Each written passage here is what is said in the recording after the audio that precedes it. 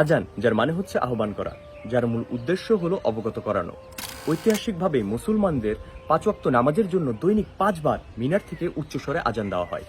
কিন্তু আপনি কি জানেন, এই আজানের মধ্যে লুকিয়ে আছে অলৌকিক এক গণিতের খেলা, যা জানার পরে আপনি হতবাক তো হয়ে যাবেন, বরং আল্লাহর উপর আপনার ঈমান আগের থেকে আরো বেশি বেড়ে যাবে।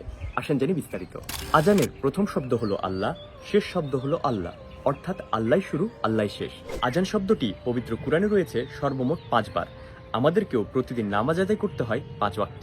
আজানের মধ্যে সর্বমোট শব্দ হলো 50টি, আর আল্লাহ তাআলা মিরাজের সময় হুজুর পাককে সর্বপ্রথম 50 ওয়াক্ত ফরজ নামাজ দিয়েছিলেন, যদিও তা পরে কমিয়ে 5 ওয়াক্ত করা হয়েছিল। কিন্তু বুখারী শরীফের 3207 নম্বর হাদিস বলে, একজন ব্যক্তি যদি 5 ওয়াক্ত নামাজ পড়ে, আল্লাহ তাআলা তাকে 50 ওয়াক্তের সওয়াব দিবেন। সুবহানাল্লাহ।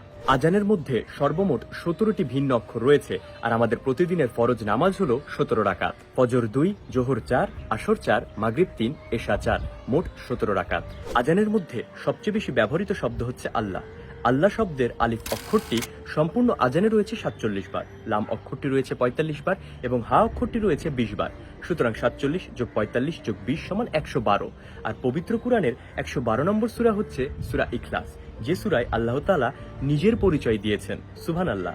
আশা করছি এই তথ্যগুলো আপনার ঈমান বৃদ্ধির জন্য ছোট্ট একটা কারণ হবে। সত্যি সকল প্রশংসা আল্লাহর নামে।